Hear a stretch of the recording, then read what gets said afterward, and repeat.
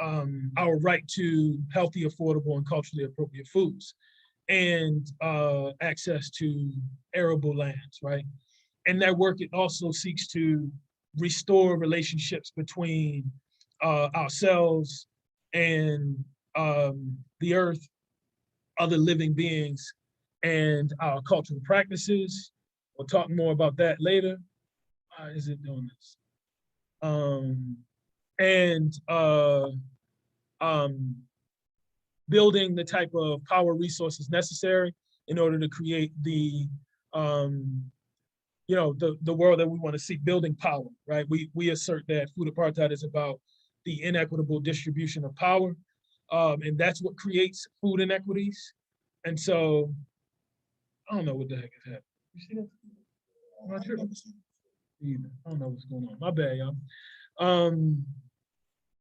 Anyway,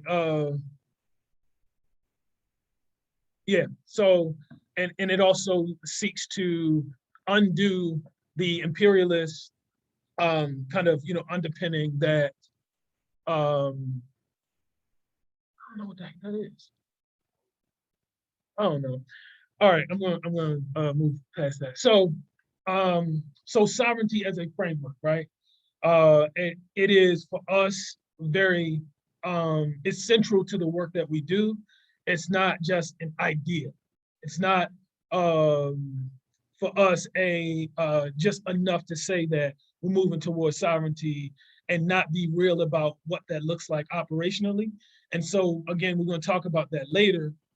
And we can talk more about that, how we do that in our front-facing work. This is more of a focus on our, internal work and how we are setting that up. However, I want to say that for us, as we showed in the first slide that we had, which is also the last slide that we have, that the sovereignty work is much bigger, and it's about how do we actually have more control in the works that we do at within our liberation struggle.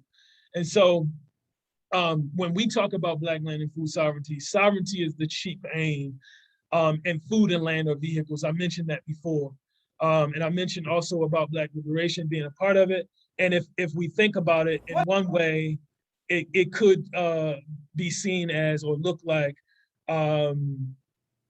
seeking to be fully human, as we live out the so-called American dream, right? Which you might be able to say that, maybe not using the same values, but the idea of being free, right? Freedom, justice, liberty, all of these values that are espoused by the United States of America, but actually doing the work to fulfill that in the best ways that we can, and creating the actual pathways for how we do that, while doing it in ways that don't directly prop up and lift up whiteness, white culture, white people, and white institutions, but doing it in a way that affirms how we want to be and allow us to control our own destinies. And I bring that last point up because often I get this question a lot. When you talk about sovereignty, are you talking about not paying taxes, or what are you talking about? I think that could be a part of it, but I think that what ultimately what we're talking about is the pursuit of defining how we want to be in the context that we work within and how we identify, and moving in that. And so again, this presentation being about presenting ideas and notions that we stand firm to in this moment, about how we actually do that in an institutional way. Let's talk about culture. Sorry, y'all. Let's hear really quickly Dr. Marimba Ani talk about culture and its significance as an immune system for the people. What does it do for us? It brings us from chaos into order. It brings order to chaos. That's what culture does. Culture is powerful. European understands that. It binds us to each other. It gives us identity. It gives us a reason for surviving. And then it tells us who we should live for and who we should die for if we have to. Culture is an energy source for thriving. And it gives us a sense of security. It also puts us into a system of accountability. We are accountable to our ancestors. Now, with you looking at all of that, and it's a template for living, then think about it. And it is a petri dish. So that African culture becomes a petri dish, it produces Africans. It cultivates Africans. And no other culture can make that statement. You hear me? No other culture can produce and cultivate Africans. Only African culture can do that. If we look at culture like that and see it as a means by which a people protect themselves, then we could understand culture as the immune system of a people. Think of people as an organism, and culture is that immune system, right? Okay. Now what does the immune system do? The immune system, you have the T cells, you've got the lymphocytes, which become the warriors, right? Their job is to recognize the antigen. An antigen is a foreign body which threatens the health of the whole. And that's where you get that seek and destroy. All right? That's right. Because their job is to neutralize or eliminate in any way that disease, that poison, those antigens, those things that work against the health of the whole. Okay? Now, we look at culture as that. Genetic memory, if you read the medical journals, is connected to the immune system. They all talk about that. And I'm fascinated with genetic memory. So that there are these memory cells which carry the knowledge and information about how to defeat the disease. And I'm saying culture is all of that. Right? Okay, so what happens? You got the Ma'afa. Everybody know what the Ma'afa is? The Ma'afa is a great disaster. That's the kidnapping of us and all of that. The disconnecting us from that cultural womb. Okay? The Ma'afa carries the virus. The virus is the Yurugu virus. See, all of this is very culture specific. This is all about us. I ain't talking about anybody else right now. I'm talking about us. When we use the term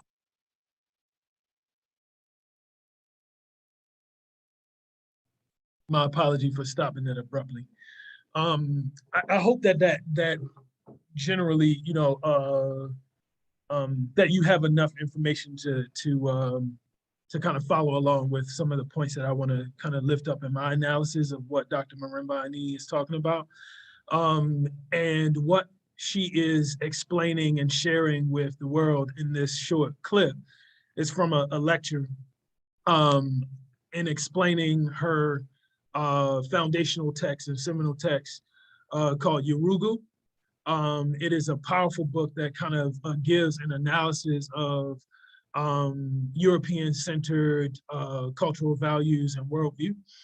And I think that it's important to name that at least in the work that we're talking about in pursuit of Black land and food sovereignty, white supremacy as being, as you could hear her alluding to, being a virus, right? Like, and the way that Black people in this pursuit, from my perspective, can ward off the effects of the virus, or having is, you know, to do that is to build the immune system. And in this case, the proverbial immune system in this case is the culture of the people. And so if the question is, well, what do you mean by white supremacy? Here's an offering that I have in quotations that I've used and shared and written about. And it's not perfect, it's just an offering. I say that white supremacy or institutional racism and oppression are the cumulative effects of the power generated by the standardization of white people, white institutions, white culture, and generally the European-centered worldview. And it's embedded in just about everything that we do in terms of our social, political, economic, and other structures. And it's when I talk about white supremacy, it's less about overt practices of bigotry. These are just one example. This is more about the institutional and systemic natures of white supremacy and this standardization and the power that's generated by white as standard or white as right.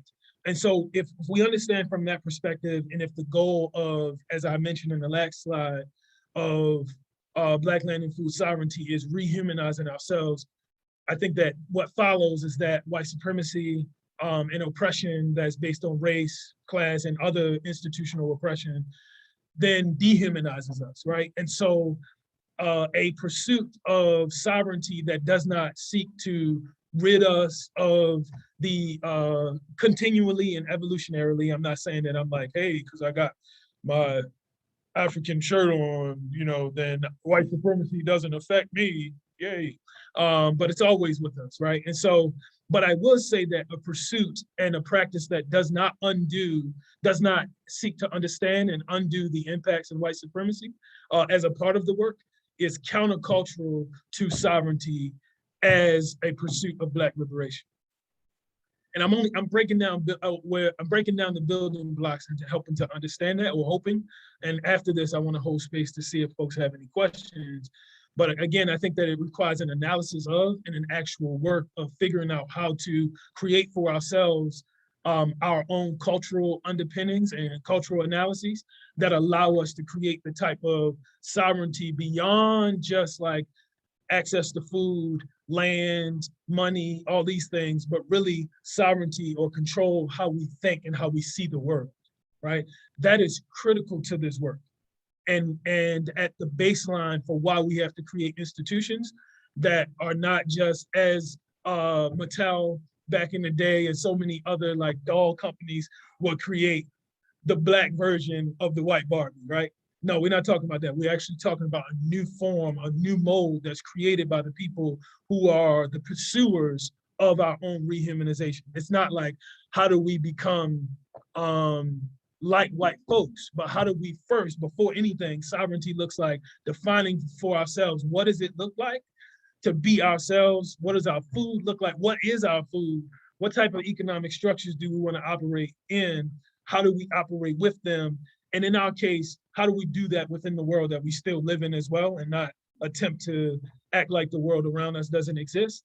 But we have to, one big recognition has to be that we have to see that there is an undoing process that has to happen, and a pursuit of Black land and food sovereignty has to not only stop at the level of developing analysis, but also about creating the type of institutional, the cultural underpinnings that will be the baseline of our institution building, and whether that's around our practices of honoring ancestors, or it's around our practices of creating different types of language, how we engage in community, how we build teams together, how we gather resources, how we think about resources, and we'll talk about that later.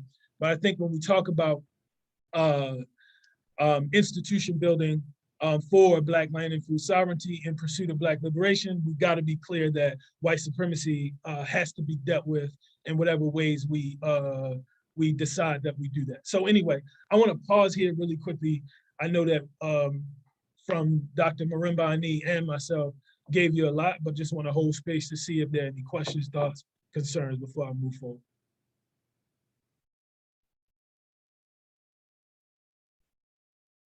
I can't see if folks are interested to share. And so if you joined after, please put, maybe put the, yeah. So. Brother Eric. Amber. Yeah. Unmute you. Can you unmute yourself, Sister Amber?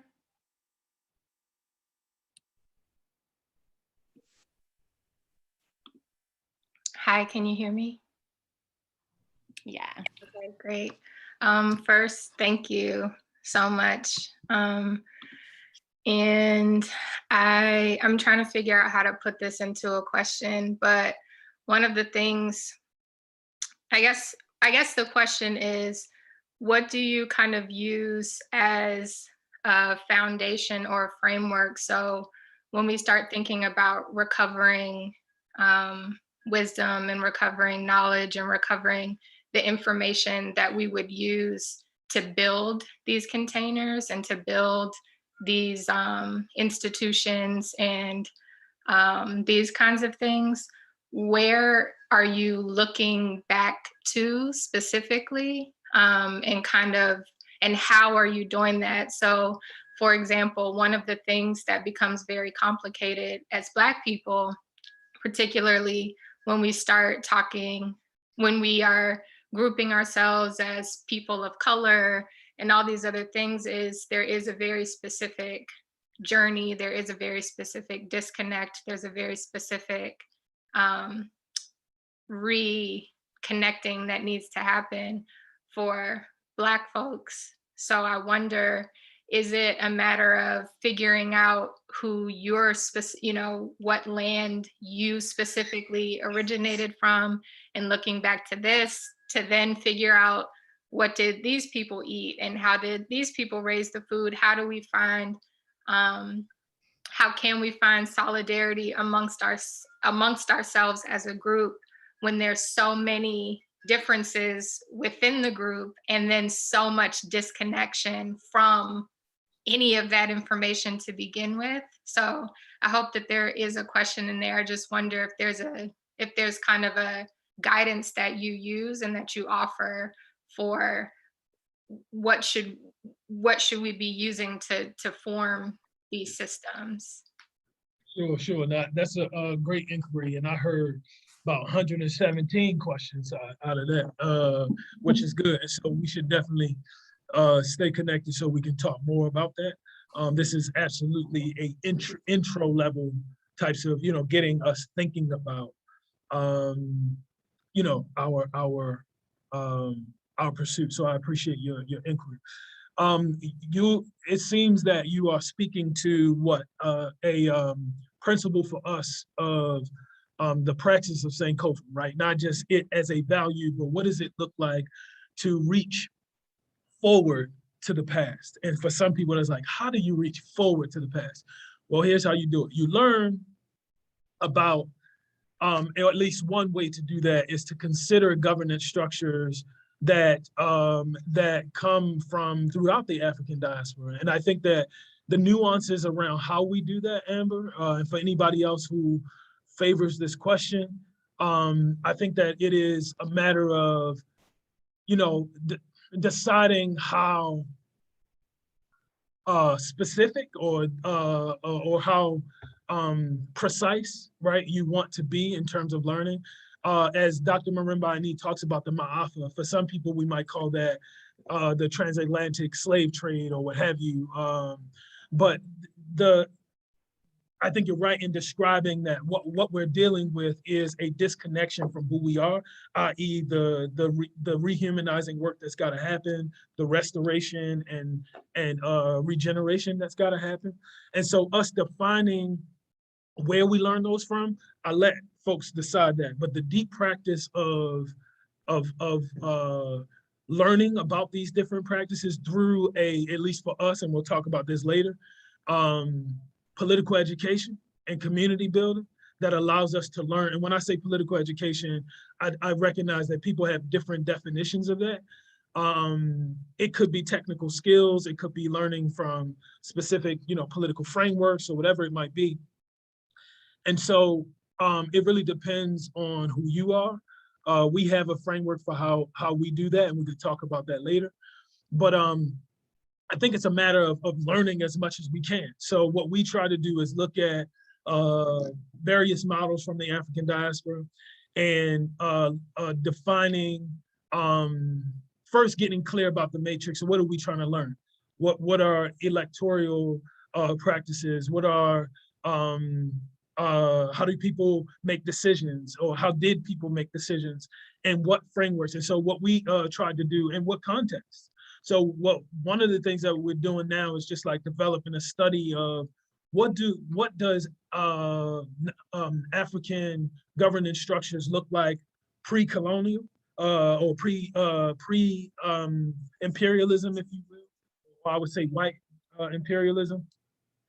And what does it look like in terms of freedom, within freedom and liberation struggles and movements, whether we're studying maroon communities or we're studying nomadic communities, pre-colonial nomadic communities, and learning about those governance structures and trying our best to connect from what those things were to what the 21st century offers for us. Because I mean, you're not going to be able to do that one for one. In fact, I don't think we want to. We want to evolve. The idea of Sankofa is to go and fetch it, right? So to go and get the lessons, those that worked, those that didn't work, and then figure out how to do that in the 21st century in ways that allow us to see ourselves as a part of that and living that out in a sense of like living ancestral glory in that same way, not just pouring libation, but being like, yeah, we actually gonna rev that up and build it up. Because who wants to do the same thing that generations in the past did? In fact, I think that's dishonoring more than honoring. But we have to have enough in our cache or our menu of options to know. So it's deeply studying liberation movements, post-colonialism and pre-colonialism to know first and then figure that out for us. I wouldn't suggest trying to find out, all right, well, Guinea-Bissau, that area was where my folks were because of genealogy and all. I wouldn't say that because me, and I'm not saying don't do that, but I'm saying like study it all within a group, not by yourself, but in a group to find out what exists, how it exists, and try to figure out how those things work for us within the context of our movement work today. That's a suggestion that I have, long-winded answer to that, and definitely open to more conversation later. Thank you so much. Karen, looks like you got your hand up. Yes, thank you. I would like to state that from what I know of living in Africa, you're absolutely right on in some of the things that you just said, particularly the issue of community building, because that's how it works there. That's how it's worked there for thousands of and millions of years. Or we wouldn't all be here right now if they didn't do that. We would be it would be a forest where you're sitting. And the other thing is, from observing the recent COP 26. Do you have a question? Yeah, well, I just wanted to say that there are contemporary youth environment groups around the world, many in Africa, that can assist you with information and connections there, and that your communities are both urban and rural communities to just do the same actions. I've lived in Kenya myself. So Karen, real quick, again, do you have a question? I did ask a question in the chat, which is, does your organization have a way of vetting local, state, and federal candidates to align with your goals? Gotcha. Thank you for that. I didn't see the chat. I appreciate that. So yes, we do. I mean, it is one that I wouldn't consider as a formal vetting process. However, we do have more of a process, a way of vetting people who are direct partners and contributors to our work. And we do that through a series of vetting levels, if you will. Part of it is political education, that an intensive that we ask people to participate in, that offers up 4 sessions, 3 of them self-paced, 1 in person, that we essentially, we invite rigor because we want to be clear that as we are, and Sister Amber, as we mentioned before, thinking about maroon communities, one thing that we learned about is like, in order to get deeper and deeper into the freedom work, we got to vet people out. Just because you're talking a good game don't mean that means anything. And so what we try to do, try our best, is have these layers, or if you will, in other contexts, rites of passage to connect, right? There's the public facing work. There is the next level of figuring that out. And then it's the figuring out where people are and who they are, institutions and the people within those institutions. And we're very careful about how we do that. And then we just, part of the work to answer another layer of your question, Karen, as we think about this work, is really discernment, right? It's not always about just a particular criteria or check the box. It's really about does this feel right, or are people in a good place? Is their mission? Are the people really, ready and willing to do the work? So that's how we've been, building thus far, and it's been helpful for us. So thank you for your question. We want to move forward really quickly, just so that we go forward. I would just say I don't want to keep move us along too slowly, so that Brother Lee and then Sister Teal can move forward about how we're living these concepts out. But we say that, the building blocks of movement are relationships, right? And so our work is about building relationships, and how that happens is through, some of that is through the vetting process, but deep one-on-ones, really seeing folks as human and not seeing us as, seeing people as utilities. So spending time, building relationships, authentic ones, at least that's what we intend to do. And moving from that perspective, building, at least for us, sharing the need of building relationships that are connected to not just institutional relationships, but also independent and, interpersonal and intrapersonal relationships that allow us to continue to do the work of institution building, because it's necessary, right? When the rally is over and the demonstration is over, where are we moving to, right? And we need protection. If we're gonna actually embody these ideas, we're gonna have to create the types of structures that allow for those things to live. And so for us, we're clear that tomorrow's sovereignty can only happen by creating the types of systems, operations, resource development practices, principles, and accountability structures in our work today. And I'll assert, and I'll say it later, that sovereignty is not possible without the establishment of an institution that allows for it to live and thrive. So I'm going to stop there and bring Brother Lee in to talk about how Black Yield Institute is actually doing that in our day-to-day operations. Peace, y'all.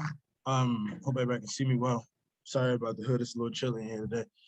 So I am Brother Lee, Director of Operations and Culture at Black Yield. I'm excited to talk to you all about the practice of operationalization. Talk about a tongue twister. Operationalization, but really talking about it as a concept or methodology, if you will, generally, but largely inside of our liberation. So I'm gonna go ahead and just jump into it. Okay, so before operations, I want to offer up the perspective of clarity, right? So before anything is built, and operations being the understanding of how the ins and outs of our organization works, how the different mechanics work, what wheels turn what, and what's connected to what. But before any of that can be built and talk about being managed, we have to talk about clarity, and we have to talk about getting clear about what our organization will necessitate. So what exactly does our organization need? And I lifted up the severity of clarity is heavily based upon the time, energy, resources, and relationships that are all connected. Moving into the space without being clear about the things you want to build and what you're hoping to your purpose, what your goal of your organization is going to yield wasting or losing those resources of time, energy, of resources and relationships. So wanted to lift that up on the front end. That'd be great. Yeah. I'm just listening along to something. So how do we get clear? So one way we get clear about what our organization wants to do or the goal or the purpose of our organization. So we ask questions and be asked questions. Ask questions to your peers, ask questions directed to those that will be affected by your organization or those of whom you are working with. In addition, be in community. Be in community. I think that's something that's often overlooked or undervalued. However, the time we spend with community, I think we learn a lot more than we'll learn with the assumption or moving with the understanding that we know a better way to do things. So I always want to say engage with community. And Brother Eric just actually talked about research, but Sankofa, which is the idea, which is the methodology of going to fetch, but go and fetch all the understandings of your organization. Look at those whose shoulders that you'll be standing on. Look at the organizations that have come before you, how they work and how they didn't work, and learn from those as much as you can. And lastly, this is my little car mirror, but reflection. When we wake up in the morning and we go and get dressed, we look in the mirror and we get ourselves together and put on our good stuff. That reflection tells us if we are where we want to be or we are satisfied with our physical appearance. However, reflecting on ourselves, our experiences, our spiritual experiences and things we're connected to will give us that same information, just providing us feedback with being clear about where we are in this organization and how do we uphold our purpose inside of it. And at any point, I want to save time for questions. So if you have one, please let me know, and I'll try to get it on the back end of my portion. Okay, so mechanics of operations. And I want to offer this up in the idea of a toolbox, right? So if we broke operations down inside of our organization and how we're practicing it, you'll get 4 different things. The first thing you're going to get is processes, right? Creating these different operations, these different processes that are necessitated inside of the organization and by those who are inside of the organization. Next, you want to talk about tracking, right? Performance tracking and analyzation. I couldn't really find a good picture for tracking, so I stuck with the duck feet. So bear with me on that. But performance tracking and analyzation, just being clear about what you're tracking and why you're tracking. That's a major part of any organization, especially if you're talking about growth. Next is support, right? Management and support. What does that look like? What does that look like inside of your organization? I always, a small thing, but I always offer it up because it's necessary everywhere and it never looks the same anywhere. So I wanted to lift that up. And lastly, and y'all gonna learn that I pronounce this a little bit differently than folks have in the past, but this is called organizational health and chemistry. If you can say that for chemistry. So as we move on and we break down those 4 different parts of what's inside of our toolbox, I wanted to offer up a perspective or analogy, if you will, that I think makes it a little bit easier to understand how we flow through the operations. So here's a perspective to offer. Imagine yourself as a mechanic and you're building a car, right? And let the car be our institution, understanding that it has all these different moving parts and all these considerations that have to be made depending on what the goal of the car is, right? So as we move into talking about operations and processes, Brother Eric talked about this with our liberation container, but one of the things we have to be clear about is creating the container for what you want to happen.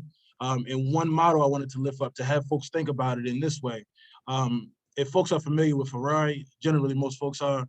If you haven't, let me know the rock you stand behind.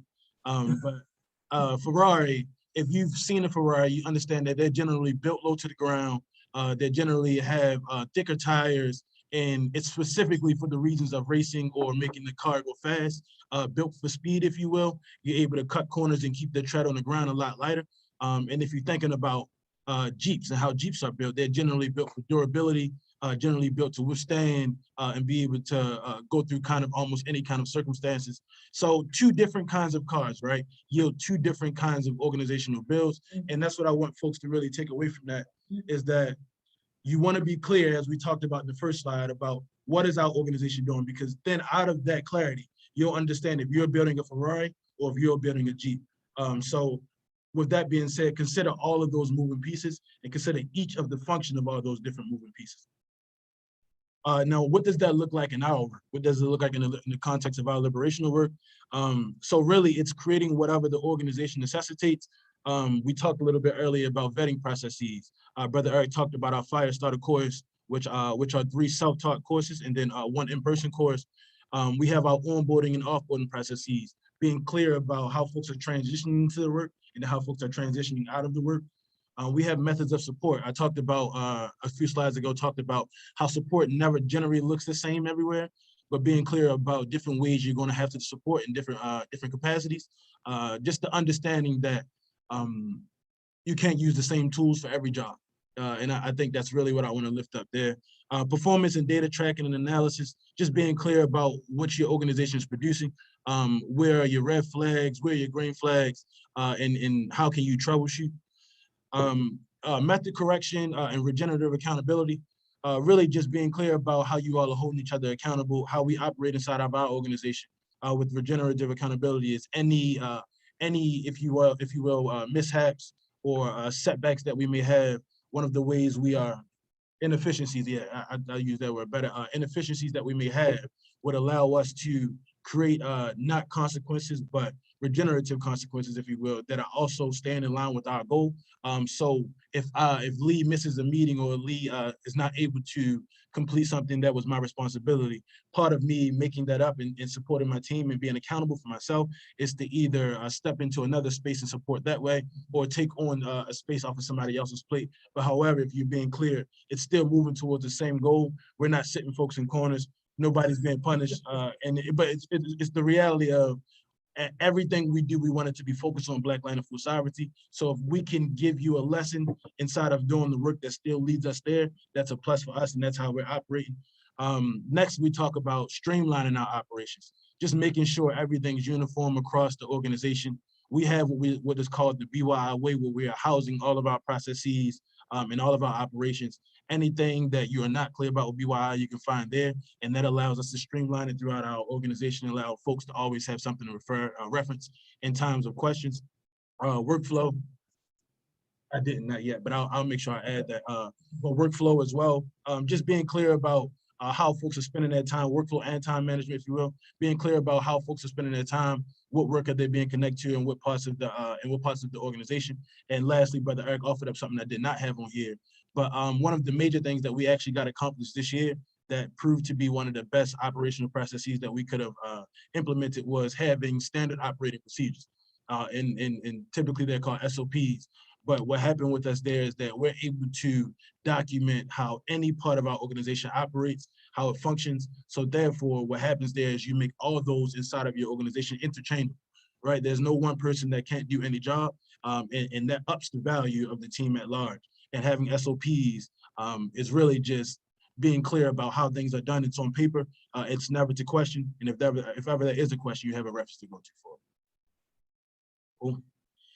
So I'll move on. And lastly, I'm sorry, before I move, I want to lift up this quote I have at the bottom. Systems remove emotions, by Unknown. I really don't remember who I heard it from, but however, it stuck with me and I always refer back to it. But just being clear about, if you want to have a good flow inside of your organization, if you want folks to be able to gel, work together, you have to be clear and have standardized processes that you all have chosen collectively to operate by and have committed to inside of your organization. But being clear that there has to be a process, there has to be a system, it has to be a way that it works. It can't be temporarily something that happens whenever you get to that point. So if we're vetting, we have to know how we're going to vet months before it's time to vet. So, and I'll move on to the next slide. So we're talking about tracking and analysis now, and why track and analyze the work that we're doing or the data that we have.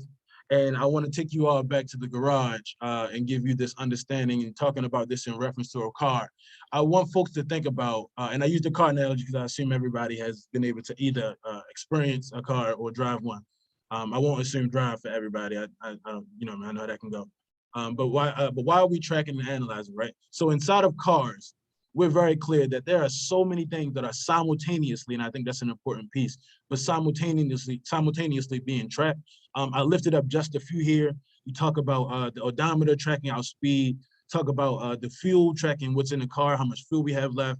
You talk about tire pressure, how much air does our tires have, and even tracking the temperature of the car, right? All these different things are happening inside of this one machine all at one time. And they're all working together simultaneously to be clear about or have an output of what the car is doing, what the car's health is, and how the car is operating. And I want to offer that perspective right over to the liberation work as well. But offering tracking is just equals information. And then the analysis of that information is going to lead to what grows your organization. And how does that look, right? The flow of tracking and analyzation. So one, I want to uplift, always track purposefully. Sometimes you'll find yourself tracking things that feel like they're good to track, but don't necessarily yield anything or do anything for your organization. And what that does is burn time, burn energy, and burn resources. So one of the processes we move by is getting very clear about what does it make sense to track, what is necessary to track, and how would tracking this specific thing yield us or benefit us in the long run. We also talk about just identifying all the functions and relationships of what you're tracking. Make sure that everything you're tracking, knowing what it's connected to, and this would be knowing that the temperature of the car is going to be connected to if the car shuts off. This is knowing that the speed of the car is connected to the car's longevity, right? But just being clear about all these different parts you have, how they're connected and how their relationship are working. Figuring out what are the best tools to use. So when building processes inside of your organization, you're gonna figure out different platforms and different ways to build these tools that are gonna work best for you all. I always say, please look up as many platforms as you can and get clear about why you wanna use those tools and what those tools do for your organization and what you're tracking. We also talk about this qualitative versus quantitative tracking, right?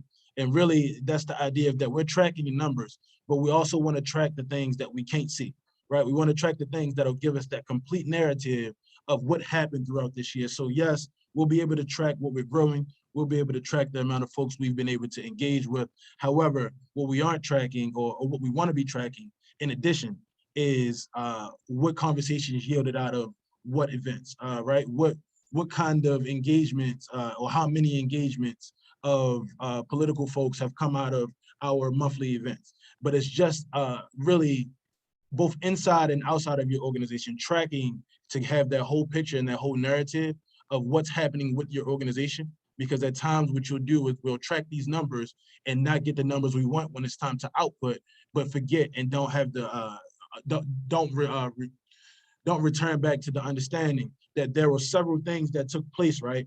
That could have, that makes sense for why the numbers look how they look. So offering that up.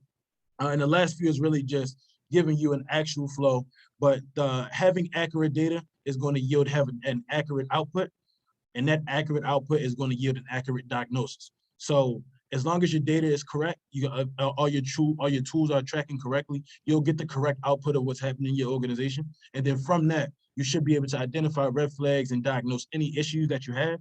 And as long as that process is correct, any diagnosis you have should yield an accurate solution. So that should be a clear-cut understanding of what options do we have as far as solutions to fix the problems that have come about inside of what we're tracking and what we're analyzing. Okay, and I think I don't have much left for folks. About 2 more slides left, so bear with me. Next piece I want to talk about is the management and support. One of my favorite pieces, if you will. Very, very big on knowing your personnel inside of your organization, being clear about who you have, who you're working with, strengths, weaknesses, how to grow folks, how to hold space with folks, but really doing that job of deepening your relationships and building with each other. Being clear, and I'll offer up this image, being clear that everybody has a role. Everybody has a role, and part of your role as tracking and managing these folks and supporting folks is to understand them, understand all of their roles as if they were your own. So I offered up this picture here where you see a NASCAR pit. And those who are fans of NASCAR or understand NASCAR, inside of the pit, they maybe stay here for under 60 seconds, right? It's very detrimental to them. If they stay too long, it'll get them out of position in the race. But as you see in this picture, everybody has a job. Everybody has a job and all things are going at one time. And part of the work is knowing that everybody has a job. So that way you actually can and have the ability and the capacity to support these folks. Because if you aren't clear about what they should be doing, if you aren't clear about how that angle of your organization should look, that would hinder you in being able to support in the capacity that we like to. And a quote from a handsome brother here, in order to provide support, you must have the capacity to identify the problem. Lee. But management and support, right? So management and support looks like both individual and collective. So individually with staff, being able to connect with folks, being able to build those relationships, but also have that actual agenda to break down, spend time with them, and go deep into what their role is, how they see themselves in their role, and what the support look like for them, not what you think support looks like for them, but actually getting it from them. And then you also want to keep a monitor on collective organization. So just as folks talk about their businesses being their baby, our organization is just like another person to us at large. Yes, we are all connected to it, but part of our work is making sure that our organization is healthy as a whole, and then we all operate and play a role inside of that. Management support also looks like just periodic workflow tracking. Part of what our team does is track weekly just that flow of work. We do it throughout a work plan, just another process that we or another process that we added, and really allow folks to track their time, track how they're spending their time, and allows us to identify means of support inside of the work. We have our one-on-ones bi-weekly where we connect with each other and really go into our work plans, talk about what support that we need, talk about any additional kind of things that folks want to lift up. And when I say support, I want to lift up, especially inside of those one-on-ones. Support isn't just listening and responding. Support might look like reteaching. Support might look like, let's do a political education together. Support might look like giving somebody a project to grow their skills that they want to do better at or work on. But all of those things are tailored to depending on who's sitting in front of you. And that takes us back to just knowing your personnel and your organization. Asking the right questions is a necessity. You want to be clear about bringing out the information in folks so they can also understand their positions and their roles in the same way that you see it, ensuring that everything is aligned. Understanding self-care, learning how to take care of your team is very keen in longevity. Our team does a work plan. I'm sorry, I apologize. Our team does a self-care plan where we identify the best ways we think are possible to take care of ourselves while being inside of the work. And we operate by that year long and revisit and continue to make adjustments where we see fit. But it's a very clear understanding of ways to take care of ourselves, knowing that this work is going to tax us and take a toll on us. And I mentioned this earlier, but using the right tools for the job, knowing how to support the right kinds of folks, having those quarterly reflections, spending time, we talked about reflections earlier, but spending time with folks, being able to hear how they see themselves over the last few quarters, being able to understand why their work is, or why their data is output is how it is, whether good or bad, that reflection gives you the context that you're looking for. And we talked about method correction, and we uplift celebrations inside of our work. That's part of the support as well. If you are disciplining inside of your organization, and however that may look for you all, it is imperative that you celebrate folks as well. It has to be a balanced scale, and folks have to understand the means of what it means to be supported, but also be corrected. And lastly, I want to lift up this understanding of siesta. And I'm not sure if folks are familiar with siesta. And for those who aren't, siesta is something that I personally experienced inside of Europe in 2016 in Spain. And folks were, I went to a bodega around maybe noon in Spain, and I got to the bodega, everything happened to be closed. And that threw me for a loop because I'm from Baltimore City, where you can go to a gas station in the middle of the night. But the understanding that was taught to me was that inside of, in Spain, they spend from 12 to 5 p.m. or 12 to 3 p.m., I'm sorry. They spend time with their families and just pretty much regenerating themselves, getting the support they need, and just even having time to eat. But in that time, everything is completely shut down. Nobody's working, no grocery stores are open, no bodegas, you're not getting gas. None of that is happening. Everybody's home.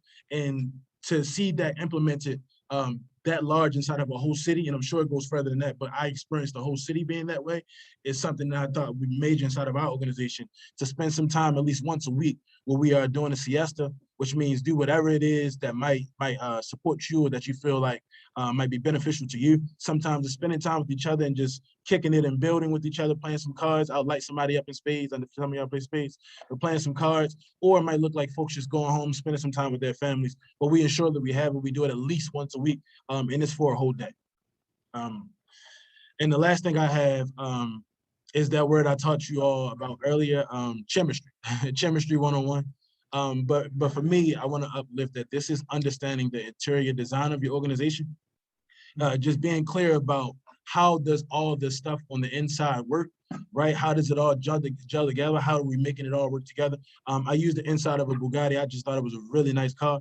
But the inside of it, as you can see, just supports each other. The understanding that it's going for a classy luxury look. You have your leather seats, you got your cool vents and things of that nature. But imagine that as the inside of your organization. You have this container now, right? And you need to figure out how to stock that container and make that space for those things to continue to happen, for growth to continue to happen, and for folks to continue to build with each other. And a guide, a chemistry and liberation guide, I want to quickly lift up is just thinking about sustainability, having these collective workspaces, having what is called liberators zones from Dr. Ed Whitfield, Dr. Ed Whitfield, where you talk about having space for folks to just be and be corrected if need be. Energy reciprocation, ensuring that folks are reciprocating the energy that you are putting out into each other. You have to pour into each other's cups. It's a major thing. Building relationships, you want to deepen your relationships. You want to challenge your folks, get them outside of the comfort zone. We recently did a creek walk inside of the woods. And our folks consist of folks for all different ages. And the creek walk turned out to be something that we were all able to lean on each other, completely uncomfortable, but definitely an experience that I think helped us grow a lot. That collective performance and skill building, and also part of our relationship building that happens at our annual retreats, which one, we have a mental health retreat directly aligned with being able to take care of ourselves and take care of our mental. And then we also have an annual planning retreat where we build together and plan together and also spend some time just deepening our relationships. And last few things I have is political education, just unifying the language, why we do what we do. We also, I lifted up celebrations earlier before, but we do monthly and quarterly celebrations. We do monthly gatherings with each other. Spending some time with each other outside the office is major, but also making some time to reflect about those experiences, talk about how folks felt inside of that space, talk about what emotions came about inside of whatever challenges, but allowing folks to really pull together their reflections and bounce off of each other and understand at large that that this thing of chemistry is a tool, right? We're happy to have it, and it's something that generally happens while we're having a good time or in the flow of things, but reflection on that is a necessity if you want to get the kind of stuff you want to get out of it. Really what is just being clear about why folks are there and what folks should be taken away from. And lastly, outputs you should see from this guide is just different areas of growth, areas of mediations where you can get folks to work together differently or work together better. Strengths within strengths. So you know how you'll see somebody who may be great at something, right? And then you'll have an experience with them and you realize that there are also other strengths that they have brought to the table with them that you aren't allowing them or haven't made the space for them to exercise. And what we want to do all the time is putting people in the positions they are to win, right? We're not asking trees to leap, right? We're not asking frogs to stand straight up and for years at a time. Probably wasn't the best analogy, but being clear about knowing who we have and knowing who we are and knowing how we all show up. So when you're talking about building a strong team, you're talking about knowing personnel, talk about knowing where to put folks, knowing how folks are going to show up in these different spaces. So that's all I have for the operationalization piece. And I'm not sure we have time for questions, but okay. Got you. Thank y'all for letting me share. Oh, I'm sorry. Take care of your car and it will take care of you. But if you take out that car, you're gonna get your organization. Team.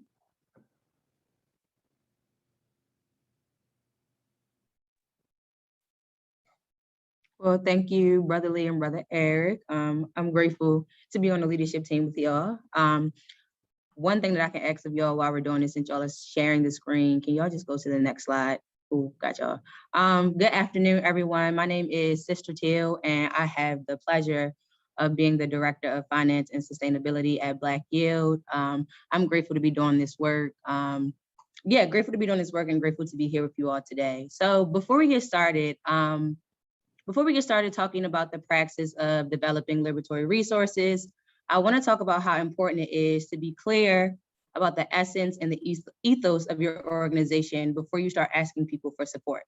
As an unapologetically Black-led organization, it's important for us to always honor who we are, how we move, and how we show up for ourselves. So why is it important to always show up who you are and honor your ethos? White philanthropy has this way of telling people what to do and how to do it. And I'm going to quote Audre Lorde when I say this, and she said, the master's tools will never dismantle the master's house. Black institutions are always often shaped by the options offered by white philanthropic institutions. It restricts how we move. It funnels our work in different directions than we intended. And most of the time, it typically doesn't align with the operations created by Black institutions. So how do you move away from this, and how do you always value and understand the ethos of your organization? You understand your mission, your vision, and your mission and your vision statements. For me, it's important that you see yourself in the work. You can't talk to funders and you can't talk about your organization if you don't see yourself in the work.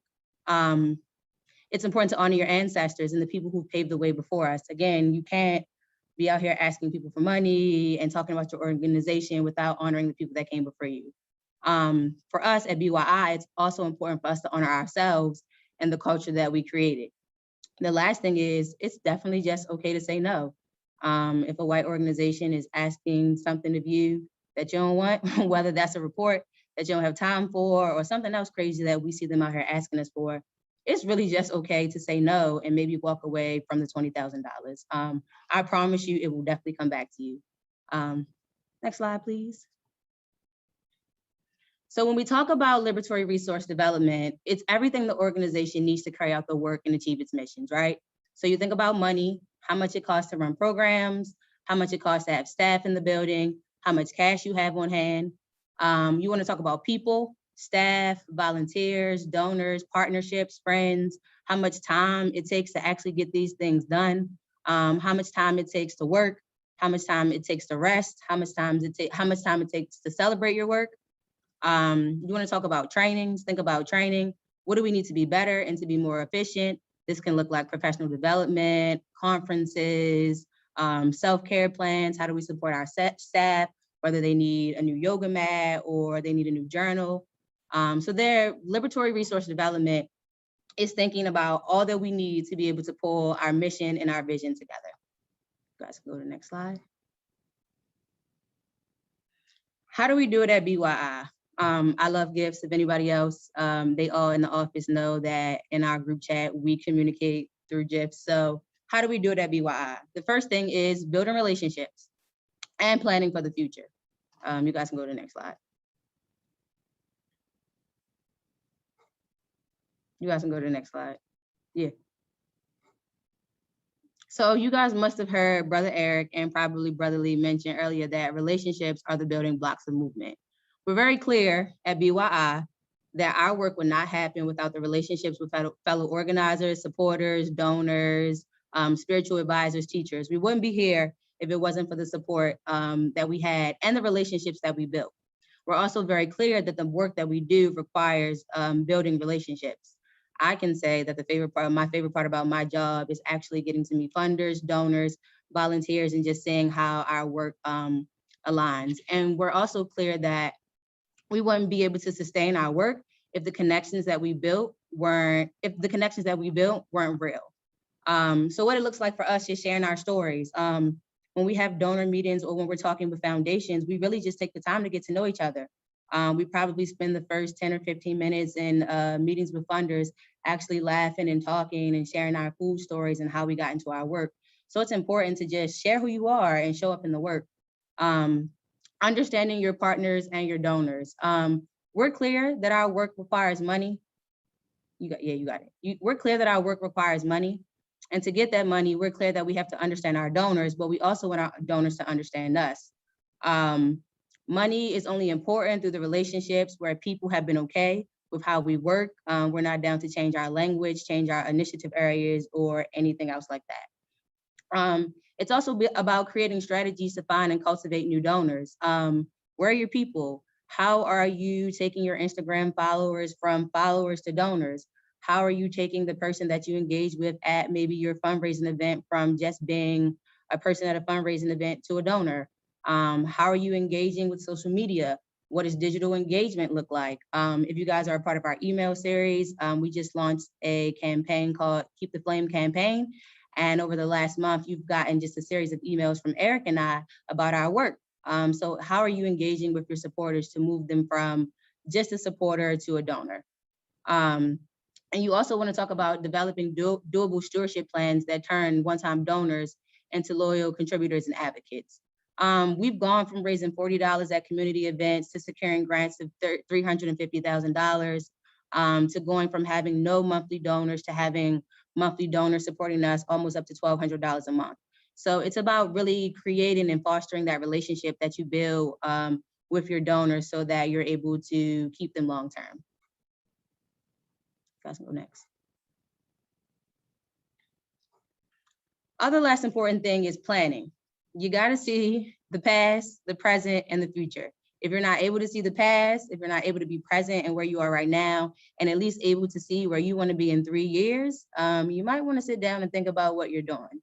You have to draw the big picture and fill in the details as you go along. And it's okay to not always have all of the little details filled out, but if you can see the big picture, you can definitely see the end. And I like to say, BYI, we didn't start with a lot of money. We had ideas, hopes, and dreams, but what we did always have was a plan.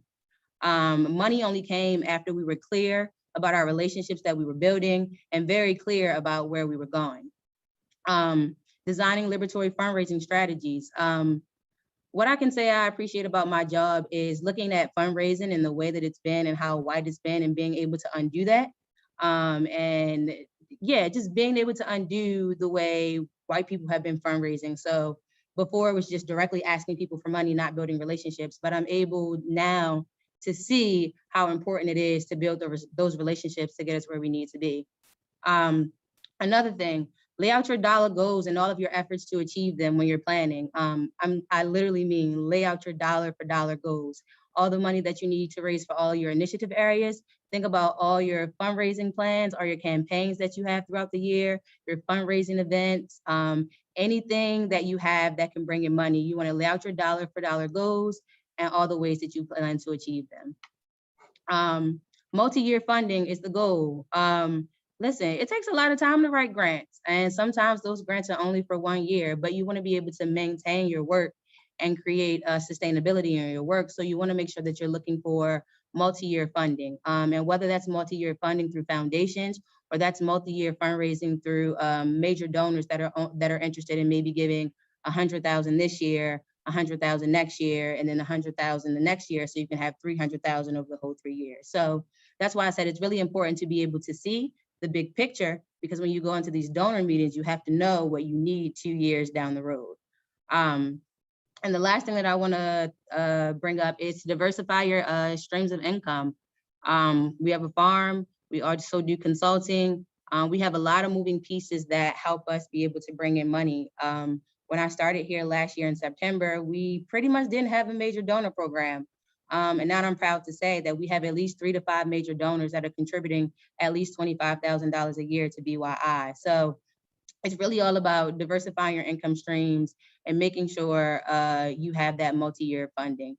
But again, you have to see the past, see the present, and know where you're going to be able to get where you need. And last but not least, next slide, show gratitude and be grateful. I think I could say over the past 6 to 7 months, as we've been dealing with the land insecurity issue for the farm, we've just been so grateful for all the help that we've been getting and coming in, and being grateful about where we are, being patient and being slow, that we're able to get everything that we need. So in developing liberatory resources, show gratitude, plan, and build your relationships, and I can assure that you will get where you need to go. So I'm grateful to be here, grateful to share the time with you all today, and happy to answer any questions that you may have. I just want to move forward real quick. I know we may have some questions, but thank you, Sister Teal. We're going to finish up with this. Just closing up, right? So we see ourselves at Black Youth Institute as being a nebula, right? Creating processes to help expand our work of social reproduction, supporting people independently and or budding or active organizations to support movement work. This is for us, is a movement framework. And for us, movement requires coordination. Coordinating what and who? The people who are willing to do the work, and preparing new people. And so we see this work as being critical to to building movement, seeing ourselves as an institution that helps to form others, that helps to create processes and as a critical part of our work. And so we do that through our mentorship. Brother Lee talked a bunch about that, and in ways that affirm who we are. We contend that white institutions, academic institutions can't prepare liberationists or people who struggle for Black land and food sovereignty. We have to prepare people for that, and it's not a bad thing necessarily. It just is. And so we have processes that we're doing, utilizing to move that. This is just another nod to that report that I mentioned. You can get that on our website, blackyourinstitute.org. It's on our front page, but also under reports. And in that, we, just kind of this direct quote says, institution building has to be the main thrust of movement institution, which BYI identifies. We are making the road while walking. And in this dispensation of BYI's work, we are truly comfortable with building the road while walking. And so one revelatory acknowledgement is that Pan-African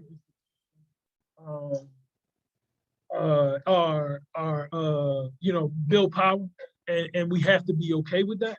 And so at least from my perspective, the freedom fighters who are concerned with doing this work have to create the type of institutions that we want to see, that not only espouse our ideas, but build systems that get us towards sovereignty and having through those liberatory containers. And so our thought is to be able to contribute largely to the work by helping the process of social reproduction, and we say this jokingly, but that allows us to support the larger work that's happening from a Pan-African standpoint, and that puts us in a position where essentially we are supporting movement across the diaspora. And we assert that the only way to build movement is to do it. We got to move from embodiment and not just an espousement of liberation as a framework or sovereignty or equity or whatever that might be. We believe that we gotta, grow institutions that practice what it preaches. And in doing so, create systems, structures, policies, practices, and accountability, whether they mirror what we talked about or not. We believe that it has to be that, and that comes with checks and balances and critical processes, even self-critical processes, vulnerabilities, relationships, and all. And I contend that sovereignty cannot happen without the same, through the same mainstream practices, the check in the box, right? Well, we say we're going to do this. It's got to be deeper, more authentic, and this type of practice requires guidance.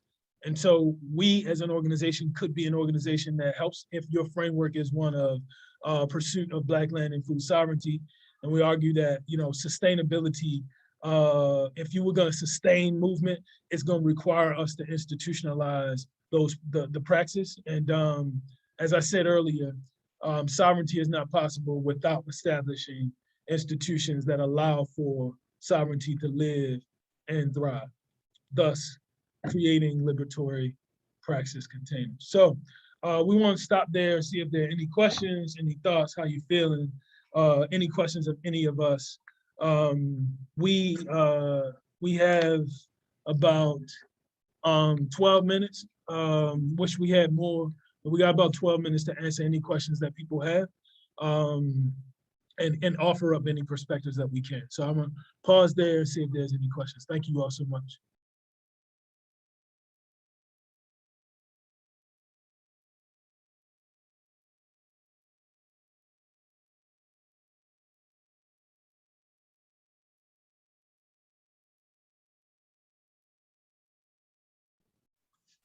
Brother Lee and Eric, can you guys see the questions in the chat? You're on mute. I see the last one that says, I'd love to hear more about how accountability looks in BY or Black Yield, and whether there are improvements you think still need to be made to those practices. I see that question. I can start with that. So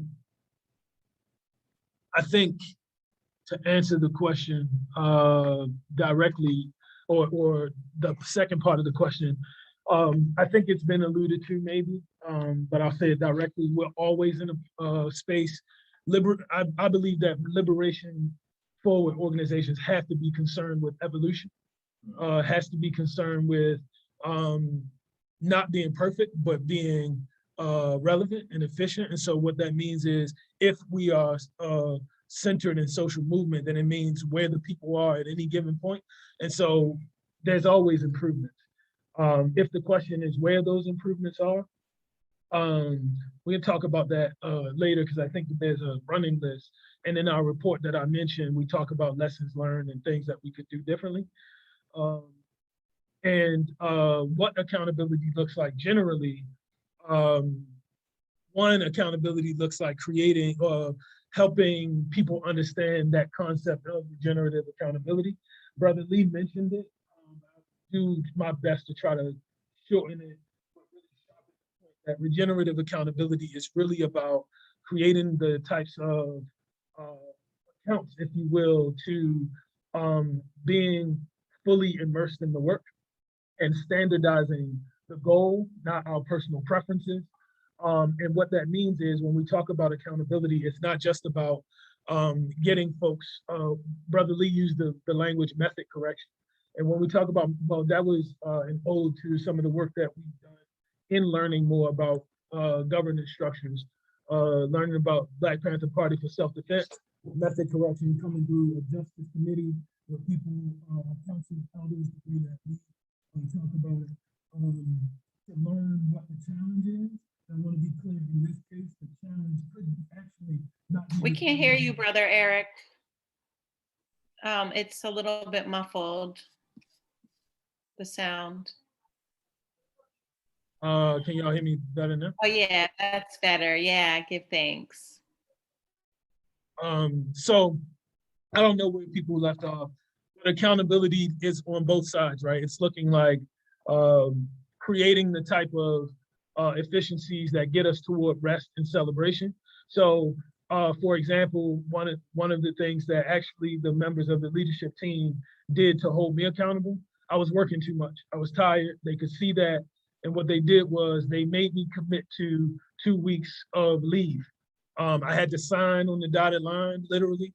And you might think that in one context, like how does the people that I supervise get to, tell me what to do? It's because we do have that type of relationship. And as Brother Lee talked about with the carpet, the NASCAR pit, everybody having a job and recognizing that if I'm not resting, I can't be the most effective leader.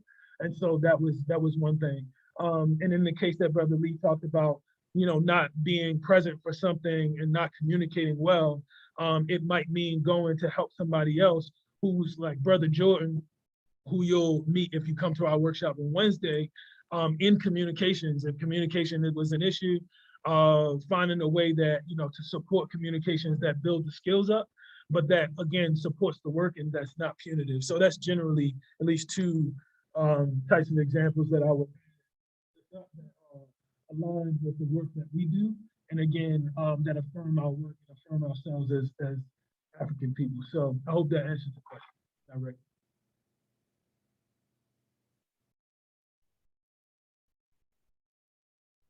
I don't see any other questions right now.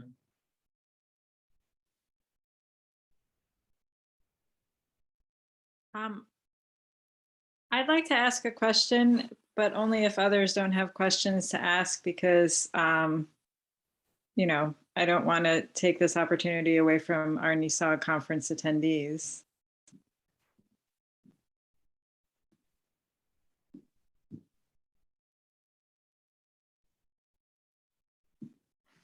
I'm just going to go ahead since there haven't been, no one shut me down yet, but this was an amazing session. I feel like just this offering is such a gift. I said that in the chat, such a gift to our attendees who want to start their own organizations. And I was especially inspired by Teal's presentation on how you approach fundraising. And so I'm wondering if I came late to the session, and I'm wondering if you spoke at all about whether or not Black Yield Institute has a theory of change and how that works in your fundraising work, because it's something that NESOG has been looking to build in our organization. And I have this belief that when we're really clear about what we want to do and how we're going to get there and why we're doing it, that is like something that funders are really inspired by. And so I'm wondering if you could speak to Black Yield Institute's theory of change, if you have one, or if you use another kind of tool that you use to communicate to your funders exactly like how your approach is going to get to this vision that is on the screen right now. Yeah, I can offer up something, and also Brother Eric, feel free to jump in where you are. I wouldn't say necessarily a theory of change, but like I said, we are very clear around what we want to do. And when we talk to funders, we make sure that we tell them what we want to do. And even when we have pushback around necessarily changing our initiative areas or being asked to do a different report than what we agreed to, we really just say no. So I think, to answer your question, no real theory of change, but just like being very clear on where we want to go, and collectively as an organization being on the same page. So yeah, that's what I can offer up. Brother Eric, if you, or Brother Lee, if you have anything.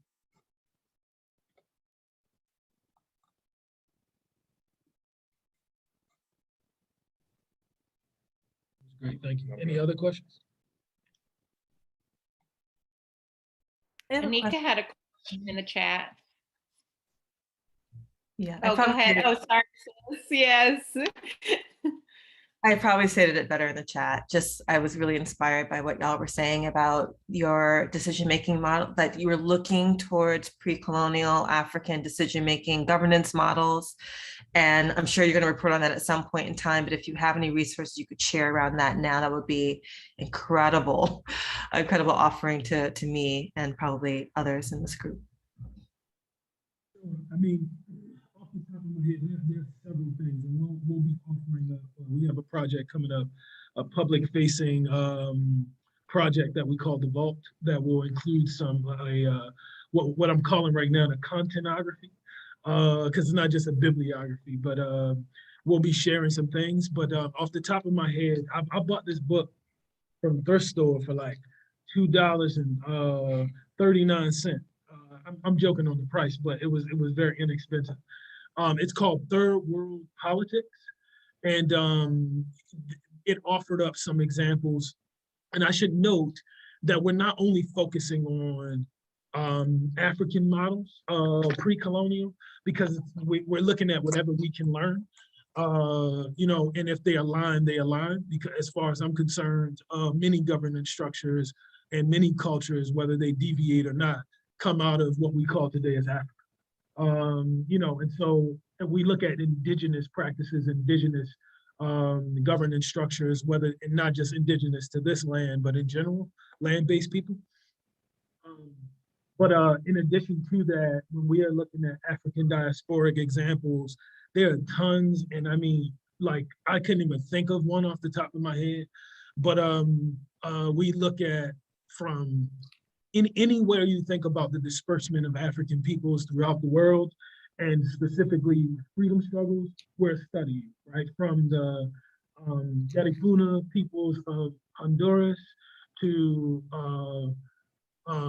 Campesina communities in Brazil and Suriname, descendants of Maroon communities in Suriname, Colombia, to examples of eco-villages on the continent of Africa, to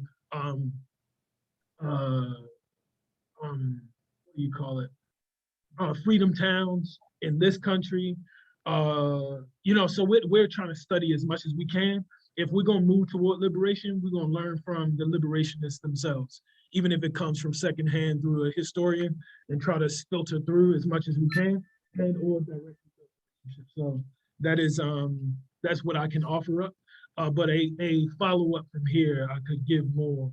And we can be, I think I had it in one of the slides, but we can be, you know, connected.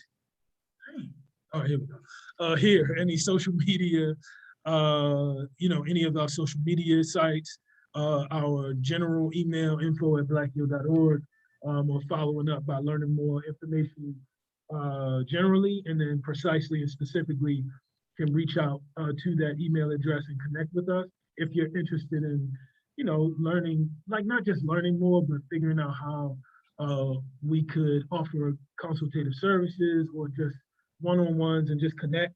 We don't, you know, we don't participate in the brain harvesting. We don't do no brain picking, but we can build relationships. So we can do that. And we're open to building relationship and sharing info. So.